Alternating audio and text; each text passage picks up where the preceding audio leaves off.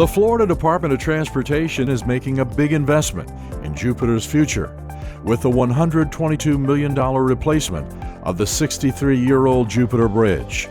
Yes, we have to build a bridge, but let's also think about the impacts we're having to the surrounding area, to adjacent properties. Let's be a good neighbor. If you ever look at a postcard, you ever look at a picture of the town of Jupiter, they're always referencing that lighthouse. And so that lighthouse is a symbol of Jupiter and the town. It's everything to them. We don't want anything happening, even this building itself and the lighthouse.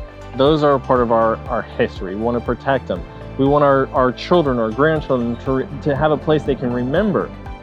Being a good neighbor means, as FDOT prepares for construction on a new bridge, the department is taking some extraordinary measures to safeguard the nearby iconic Jupiter Inlet Lighthouse and Museum.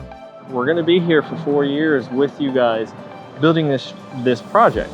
Our first step building this project is protect these structures.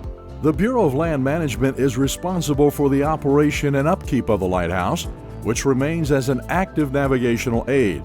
Since first being lit in 1860, the landmark Jupiter Lighthouse has played a very important maritime role. So the story goes is that ships were wrecking on the reefs off of Jupiter, and Jupiter is unique in it's the furthest east protruding point of the Florida Peninsula, and so essentially ships were running into the reef here.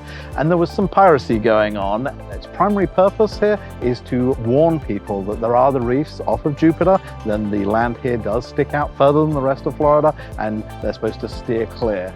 FDOT isn't taking any chances that the lighthouse's rare and historic Fresnel lens that lights up the night sky could be damaged during construction. So the department has plans to safeguard the irreplaceable lens by wrapping it with special insulated padding to protect it during construction.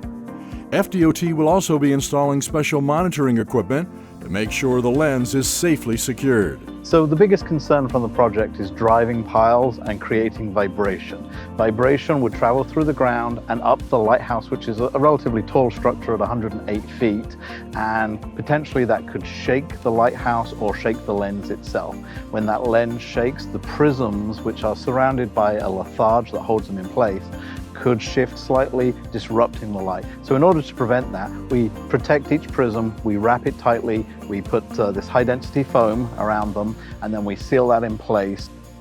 The priceless Fresnel lens is one of only 13 in the entire United States. It's one of the largest and most powerful lenses in the world, and visible 24 miles out to sea. State-federal partnerships like the one between the Florida Department of Transport and the federal government here, the Bureau of Land Management, to protect these historic resources are incredibly important, and we are privileged to work with the Department of Transport to ensure that we protect these resources for future generations.